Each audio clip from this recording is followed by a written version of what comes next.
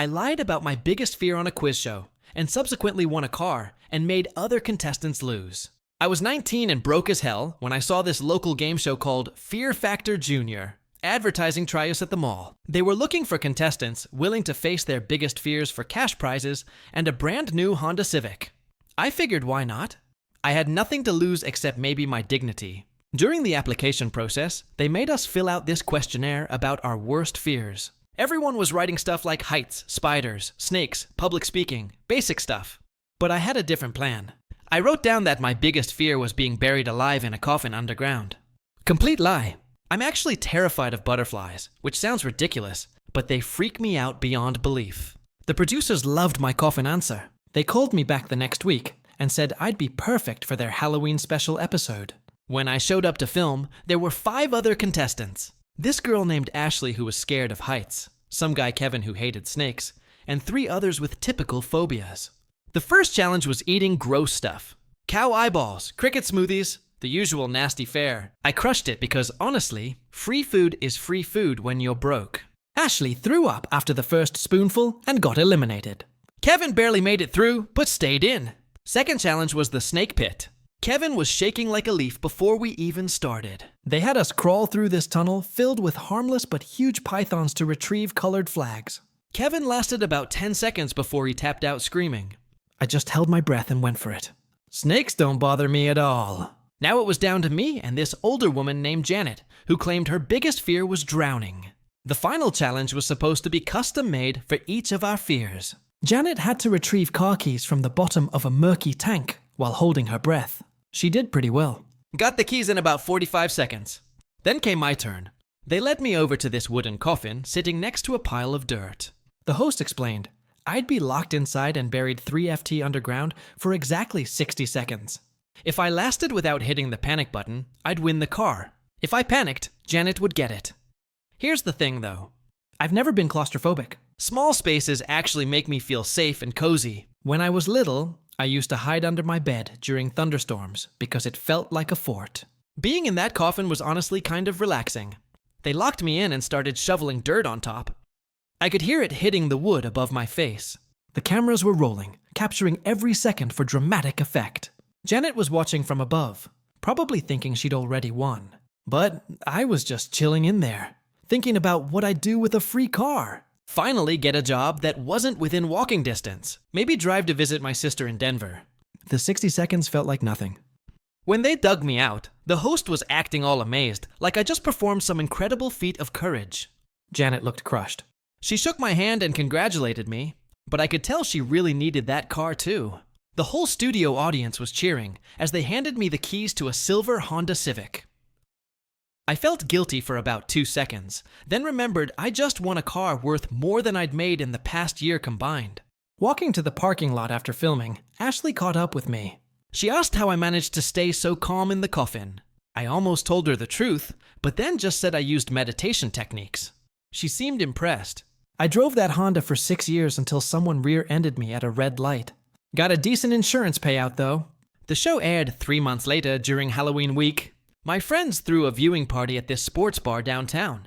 Watching myself get buried alive on TV while eating chicken wings was pretty surreal. The editing made it look way more dramatic than it actually was. They added this creepy music and kept cutting to shots of Janet looking worried. Nobody ever found out about the butterfly. I was 19, broke, and living off instant noodles when I saw the flyer that changed my life. Or, at least my transportation situation. It was taped crookedly to the glass doors of the mall. Fear Factor Junior. Face your biggest fear. Win a brand new Honda Civic. I remember staring at that bold red font like it was a sign from the universe. I didn't have much to lose, except maybe my dignity, which wasn't worth much at that point anyway. Rent was late, my shoes had holes, and my dream job at the time was literally anything that paid. So I filled out the form. Half as a joke, half out of desperation. During auditions, they made us fill out this long questionnaire about our worst fears. Everyone else was writing down predictable things. Snakes, heights, spiders, public speaking. The kind of stuff they show in every TV promo with people screaming in slow motion. But I had a different idea. See, my real phobia is butterflies. Yeah, butterflies.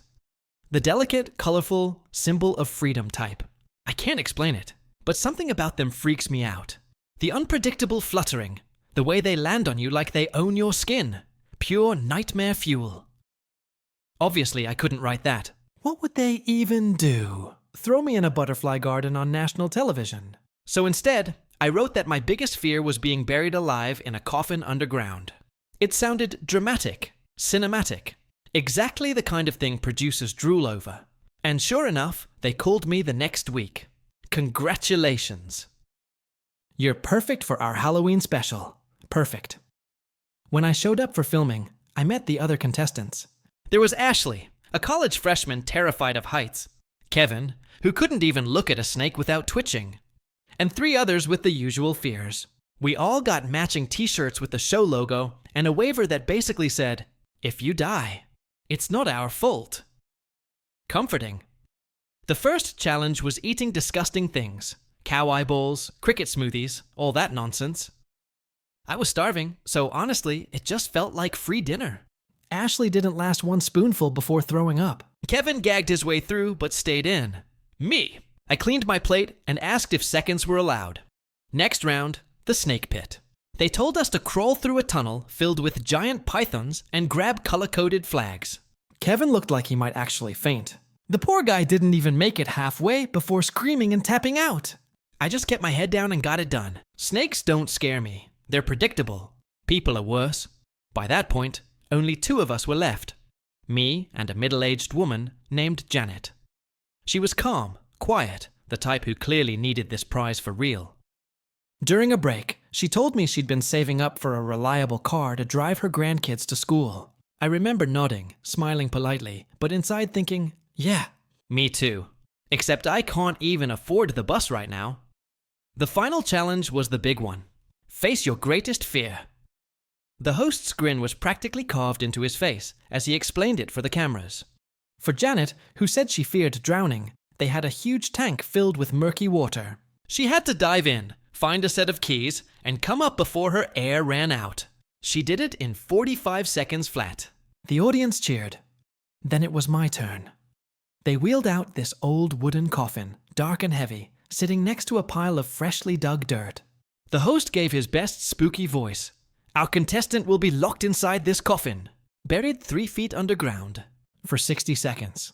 If he can last without pressing the panic button, he wins the car. The crowd gasped. Cameras zoomed in. I climbed in. The inside smelled faintly of sawdust and paint.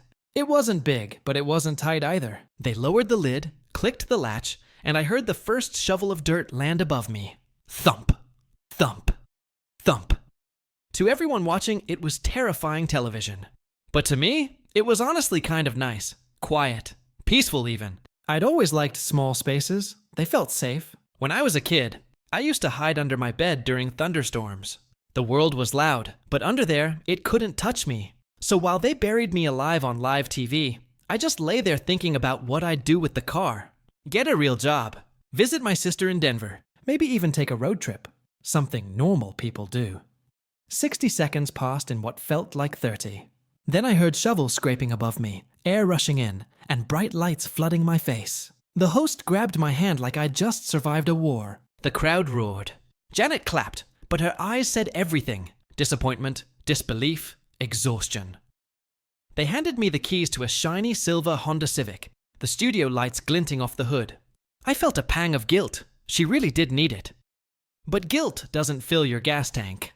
Ashley caught me in the parking lot afterward, still in her Fear Factor Junior shirt. "How did you stay so calm in there?" she asked wide-eyed. I almost told her the truth. Almost. But instead I said, meditation techniques. She nodded like I'd just given her life advice. I drove that Civic for 6 years. It wasn't fancy, but it was mine. The first real thing I ever earned, even if it was through a lie. Then one day, someone rear-ended me at a red light, and the car was totaled.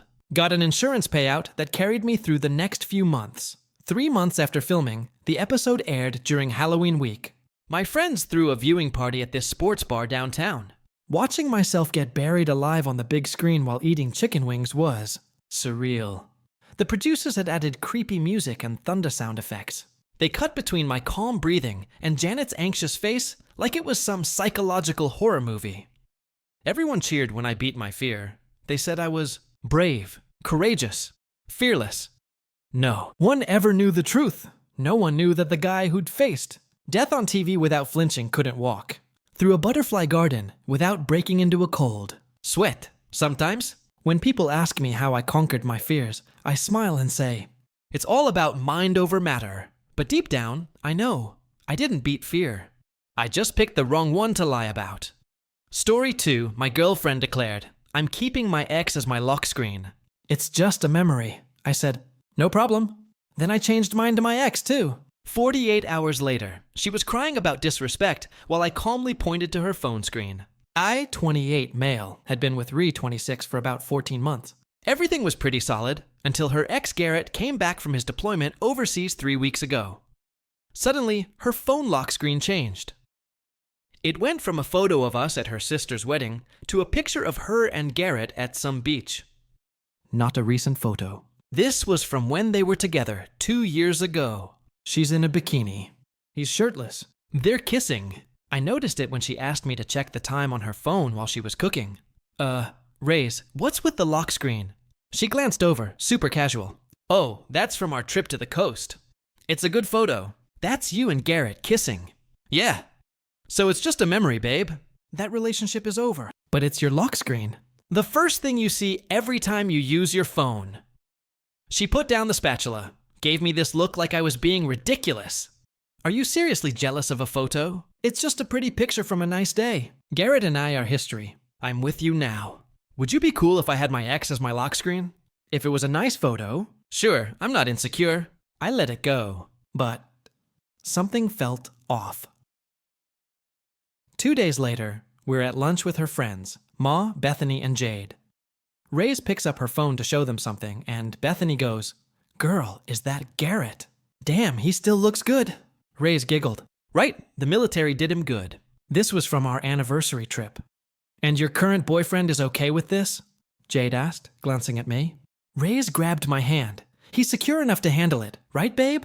It's just a memory, I smiled. No problem at all. That night, I changed my lock screen. Found a photo from 3 years ago. Me and my ex, Sophia, at her graduation. We're hugging. She's kissing my cheek. Huge smiles. Objectively, it's a great photo. The lighting is perfect. Didn't mention it to Ree. The next morning, she grabbed my phone to set an alarm. Hers was charging in the living room. The screen lit up. Silence. Then, what the hell is this? What's your lock screen? Is that Sophia? Yeah, from her graduation. It's a nice photo. She's kissing you on the cheek. It's just a memory, babe. That relationship is over. Her face went through about 6 different emotions. This is different. How? It just is. She's your ex. Garrett's your ex.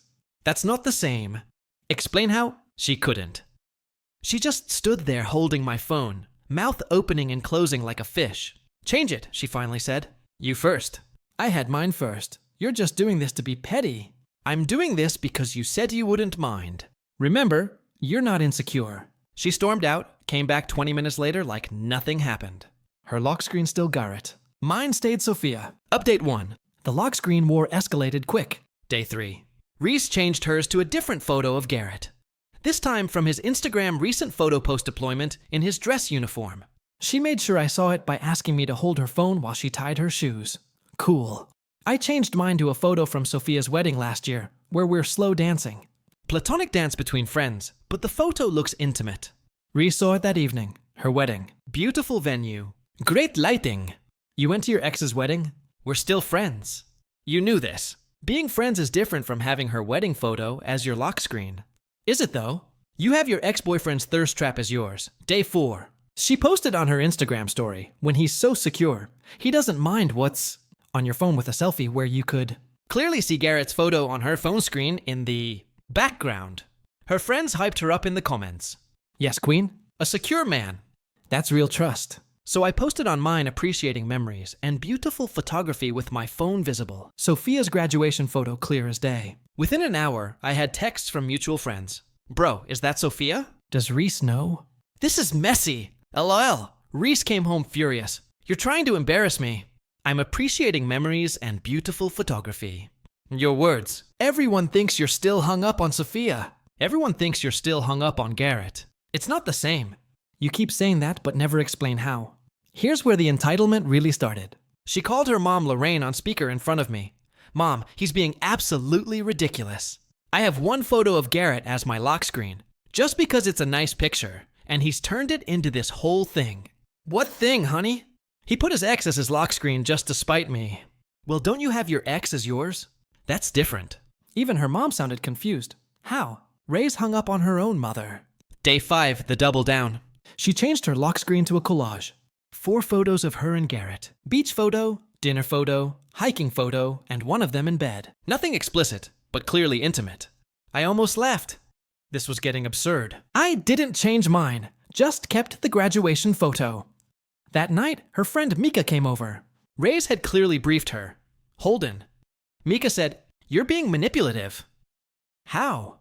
You're trying to control what Reese has on her phone by making her feel bad. I haven't asked her to change anything. I said no problem and meant it. But you changed yours to your ex.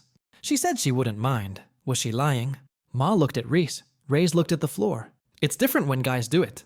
Ma finally said, why? Because guys are more visual. If you have Sophia on your phone, it means something. But Reese having 4 photos of Garrett means nothing. Exactly. The logic was incredible. Update 2. Day 6 hit different. I woke up to 73 text messages. Not from Ree, from everyone else. See, Ray's had made a Facebook post at 3:00 a.m. when your boyfriend is so threatened by your past that he tries to manipulate you into erasing your memories. Red flags everywhere. Considering my options, toxic masculinity, narcissistic abuse, she tagged me. My phone was going crazy. Her friends are mutual friends. Even my cousin texting, "Dude, what did you do?" I screenshot the post, then took a photo of her phone on the nightstand. The collage of Garrett clearly visible. I posted both with the caption. For context, this is what I'm threatened by. I said, no problem, and changed mine too. Equality is not manipulation. The comment section exploded. Half her friends suddenly went quiet. The other half doubled down. Bethany, it's not the same thing when women do it. My friend Adrian, that's literally the definition of a double standard. You don't understand emotional labor. My friend Thomas, what does emotional labor have to do with lock screens? But here's where Ree made a tactical error. Garrett saw the posts. He commented, "Yo, why am I your lock screen?" We broke up 2 years ago. Ray's deleted the entire post within 5 minutes, but I'd already screenshot Garrett's comment. She came into the bedroom, tears in her eyes. Are you happy? You've humiliated me. You tagged me in a post calling me a narcissistic abuser because you are being abusive by having a lock screen photo. The same thing you're doing. It's not the same. She still couldn't explain why. Day 7, she involved her dad, Jerome. Jerome called me. Son, what's this about lock screens? I explained the situation. Dead silence for about 10 seconds. So, she has her access as her lock screen, but you can't have yours apparently. And she doesn't see the issue. She says it's different. How? She can't explain it. Jerome sighed. I'll talk to her. An hour later, Reese was screaming at me. You turned my dad against me. I just told him what happened. He says I'm being a hypocrite. Are you? That's when she threw the glass. Not at me, at the wall. It shattered. This is what you've driven me to. I started recording on my phone. Rays, you just threw a glass at the wall because I have a lock screen photo you don't like, while you have 4 photos of your ex on yours. Stop recording me. I'm documenting this for my safety. She grabbed her phone and called 911. My boyfriend is threatening me. I kept recording. The cops showed up. I showed them the video. Her throwing the glass, screaming. Me calmly documenting. Ma'am, did you throw the glass? He made me. How? He's been psychologically tormenting me. How? She showed them the lock screens. Both phones. The cop looked at her phone, looked at mine, looked at her. Ma'am, you both have photos of your exes. It's different. The cop looked tired. Ma'am, unless he's threatening you or physically harming you, this is a civil matter. After they left, Reese locked herself in the bathroom. I could hear her on the phone with someone crying about gaslighting and emotional violence. I started packing. Update 3. I moved in with my friend Adrian temporarily. Ray's lost her mind. Day 8, she changed all her social media profile pictures to photos with Garrett. Bio updated to remembering better times. I changed nothing. Still had the graduation photo as my lock screen. Didn't post anything. Day 9. She showed up at Adrienne's apartment with her friend group, Mika, Bethany, Jade, and 2 others I didn't know. They demanded I stop the psychological warfare. Adrienne recorded the whole thing on his phone from the doorway. What psychological warfare? I asked. The lock screen. Change it. You first. I had mine first and you said it was fine. Were you lying? Bethany jumped in. Real men don't need photos of their exes. Adriana laughed. Real women don't either, but here we are. They left after Reese tried to push past me into the apartment, and Adrienne threatened to call the cops. Day 10, the extinction. Wait, no, I won't call it that. Let's say the meltdown. Reese sent Safa a message on Instagram. Your desperate ex is using your photos to try to make me jealous. It's pathetic. Maybe you should tell him to move on. Sophia screenshot it and sent it to me with, I sent her the whole story. She laughed so hard she called me. Wait, she has 4 photos of her ex, but you can't have one of me. Yep, that's insane. Yep.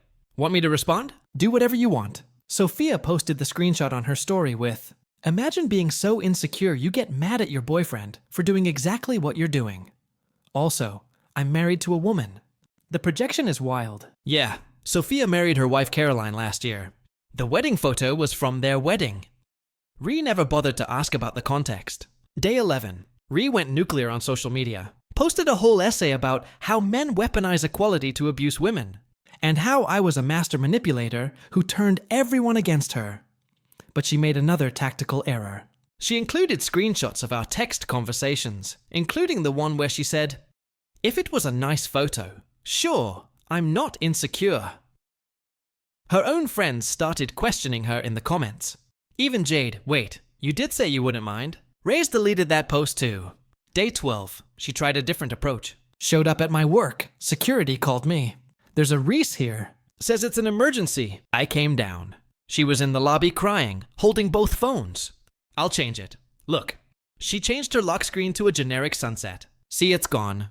Now change yours. Why should I? You said it was fine to have exes as lock screens. I was wrong. So you were lying when you said you wouldn't mind? No, I thought I wouldn't mind. But you do mind? Yes. So why did you lie? I didn't lie. I didn't think you'd actually do it. There it was. The truth. She never thought I'd hold her to the same standard. So, you thought you could have your ex as your lock screen forever? And I'd just deal with it? Not forever. Just until I was ready to change it. When would that be? When I felt like it. I walked back to my office. Security had to escort her out when she wouldn't leave. Final update. The relationship ended, obviously. But the entitlement aftermath was something. Reese tried to salvage her reputation by claiming I was emotionally abusive to anyone who'd listen. The problem? Adrienne had been documenting everything. The apartment confrontation, her texts, her posts, everything. She lost most of her friend group when the full story came out. Turns out Bethany had dealt with the same double standard with Ree before. Ray's had flirted with Bethy's boyfriend, but lost it when Bethany talked to Reese's crush at a party. Mika stayed loyal until Ree hit on her boyfriend as a test to see if he was worthy of Ma. He immediately told Ma that friendship ended real quick. But the best part, Garrett started dating someone new and asked Ree to stop using his photos. She refused, saying they were her memories and he couldn't control her. His new girlfriend, Danny, commented on one of Reese's posts. Imagine being so hung up on your ex that you keep his photos as your lock screen 2 years later while in a new relationship. Couldn't be me. Ree tried to spin it. She's jealous of our history. Garrett himself responded, we dated for 8 months 2 years ago. This is weird. Please stop. She finally changed her lock screen to a photo of just herself. As for me, I kept Sophia's graduation photo for about a week after the breakup just to be petty. Then changed it to a photo of my dog. Much better view. Ran into Reese's mom, Lorraine, at a coffee shop last week. She apologized for Reese's behavior. I don't know where we went wrong. She genuinely doesn't understand why what she did was hypocritical. Some people just can't see their own double standards. Her therapist is working on it. Good for the therapist. That's job security right there. Ray's dad, Jerome, still texts me sometimes about basketball games. Cool dude. He told me Ree is still single. Still posting about toxic exes and narcissistic abuse survivors. Jade reached out last week to apologize. Said she realized how toxic the whole friend group dynamic was when they were enabling each other's double standards. We're cool now. The morning after I moved out, I found out Ree had been texting Garrett throughout our entire relationship. Not cheating, but definitely keeping him as a backup option. She'd send him selfies asking if he liked her new haircut or remembered this place we went. Garrett's girlfriend, Danny, sent me those screenshots with a message. Thought you should know what you dodged. The funniest update, Reese matched with Adrian on a dating app last month. Her bio said, "No games, no drama, looking for emotional maturity." Adrian sent me the screenshot. We laughed for 20 minutes. His review of her profile, 1 star, false advertising. She tried to get back together twice. First time she showed up with a gift, a digital picture frame, so we could both have all the photos we want, missing the entire point. Second time, she wrote me a letter about how she understood now, but then spent 3 pages explaining why it was still different, when she did it because of historical context of women's oppression. I kept the letter, it's comedy gold. My current girlfriend, Tara, saw the whole story on my Reddit when we first started dating. Yeah, I showed her. She laughed so hard she cried. Her lock screen, her cat, mine, still my dog like normal people. Last I heard, Reyes was dating some guy who has his ex's name tattooed on his neck. She's demanding he get it covered. The irony is lost on her. For everyone asking, no, I don't regret being petty. Sometimes you have to show people their own double standards. If you can't take the same behavior you dish out, maybe reconsider your behavior. And for the record, having your ex as your lock screen while in a relationship is weird. Doesn't matter your gender. If you wouldn't want your partner doing it, don't do it yourself. Wild that this needs to be said. But here we are.